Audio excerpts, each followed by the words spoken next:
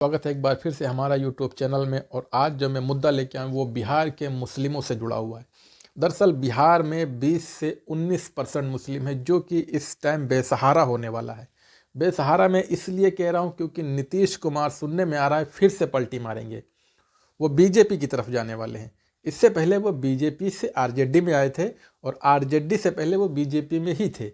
आप इस सब चक्करों में ना पड़ें। जो चचा है वही भतीजा है, जो भतीजा है वही चचा है। ये आप कहावत सुनी थी आप लोगों ने पहले पिक्चर में। मगर ये जो नीतीश कुमार है इन्होंने अपनी लाइफ में उसको इम्प्लीमेंट कर लिया है, उस कहावत को।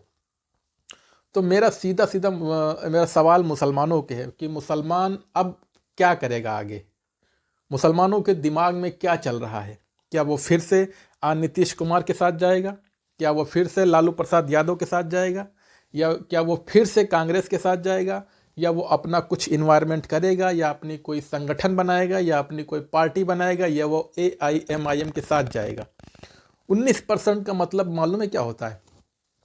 19% का मतलब होता है कि विधानसभा में मुसलमानों की संख्या, विधायकों की कम से कम 70 से 60 विधायक होने चाहिए।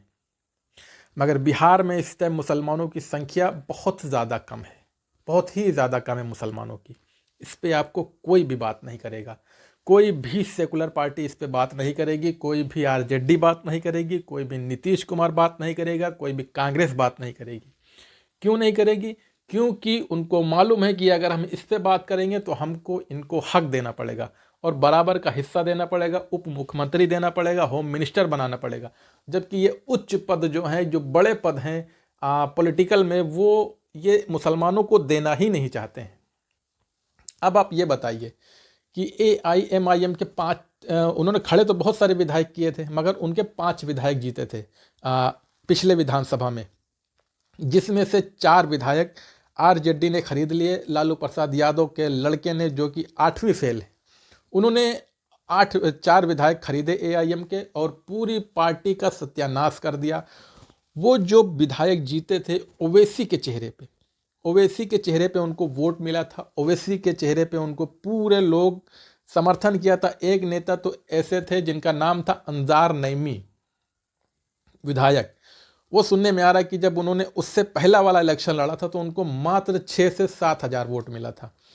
और जब ओवैसी ने वहाँ पे एंट्री मारी और जब ये ओवैसी के चेहरे पे इन्होंने चुनाव लड़ा तो इनको वोट बहुत ज़्यादा मिला। इतना ज़्यादा मिला कि 50% से ज़्यादा मार्जिन से ये जीत गए।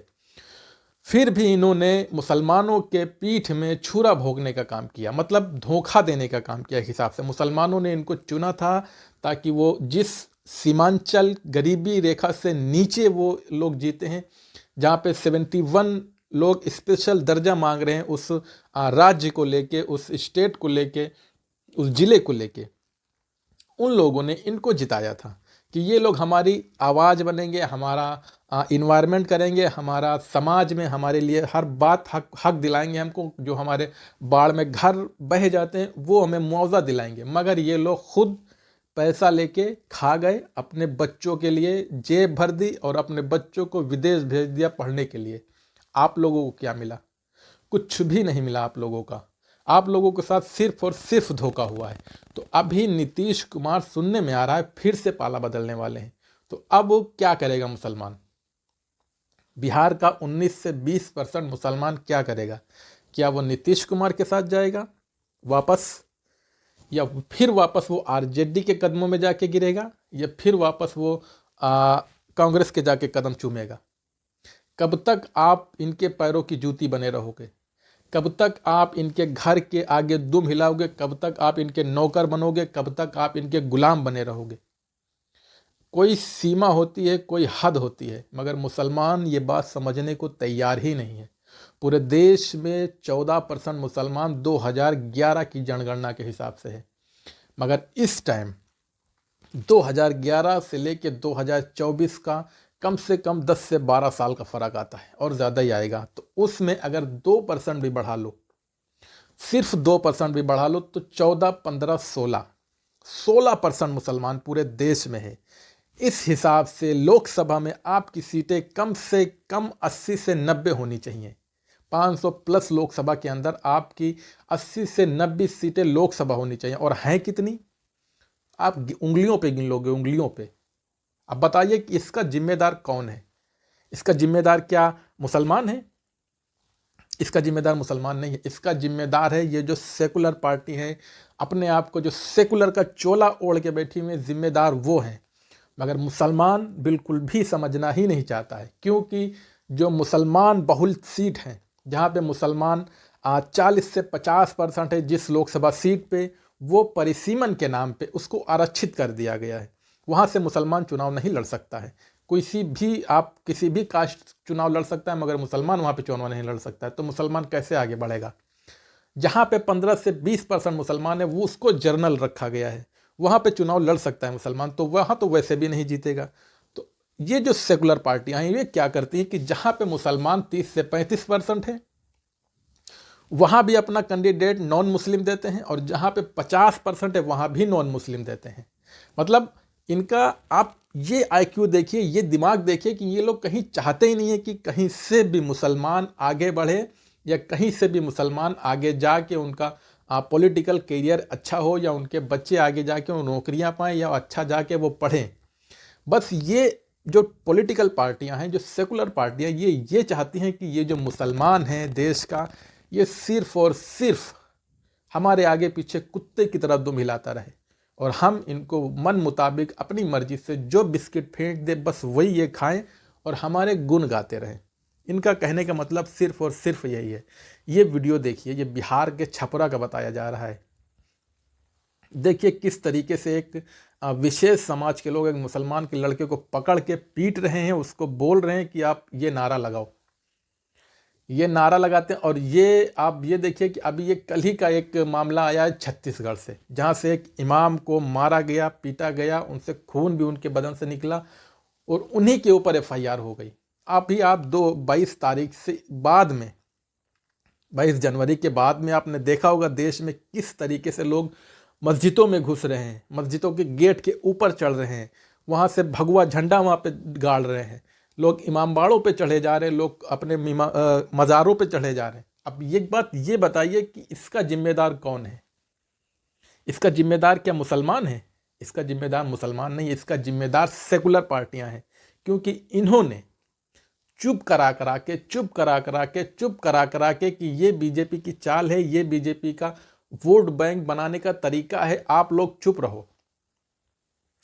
आप लोग तो चुप हो जाते हो, मगर इन लोगों के हौसले बुलंद हो जाते हैं। किनके? पॉलिटिकल जो अपने आप को सेकुलर कहते हैं, क्योंकि उनको पता है कि हम अगर मुसलमान से कहेंगे कि ये आम को अंगूर कहो, तो वो अंगूर कहेगा। अगर कहेंगे कि अमरूद को सेब कहो, तो वो सेब कहेगा। मगर अब हमें लगता है कि ये नैरेटिव एकदम चेंज करना चाहिए मुसलमानों को, और इनको बताना चाहिए कि हमने अब आपके पीछे दुम हिलाना छोड़ दिया है।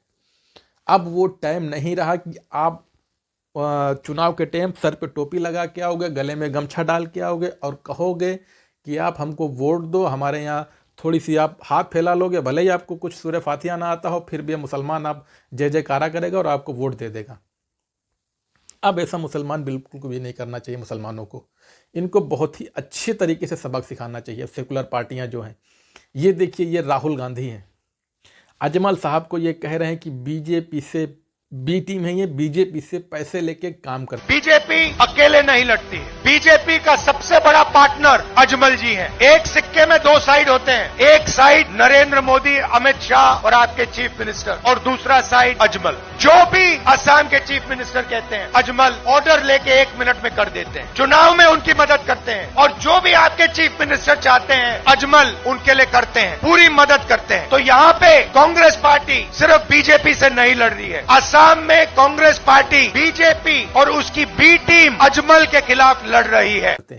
जबकि नेक्स्ट विधानसभा चुनाव, पिछला जो विधानसभा चुनाव गया है, ये अजमल साहब के साथ गठबंधन करके इन्होंने चुनाव लड़ा था।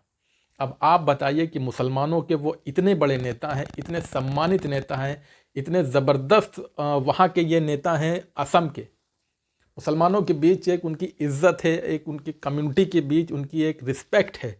उनको ये सीधा सीधा चुनौती दे रहे हैं, उनको सीधा सीधा गद्दार ठहरा रहे हैं, उनको ये बोल रहे हैं कि ये पैसे लेके काम करते हैं। मतलब एक तरीके से उनको बिकाऊ बना दिया है। और मुसलमान जो है असम का, वो आंख मूंद करके उनको देख रहा है, सुन रहा है। क्या उनको वोट देगा असम का मुसलमान? क्या फिर से उनको सपोर्ट करेगा? क्या वो ऐसे ही मुसलमान को मंच पे खड़े होकर गालियां बकते रहेंगे? इतनी मुसलमानों से नफरत आखिर इन सेकुलर दलों को होती क्यों है? कोई भी पार्टी अगर मुसलमानों की बात करती है, कोई भी पार्टी अगर मंच से खड़े होकर मुसलमानों के हक की बात करती है, तो इनके गले से नहीं उतरता है।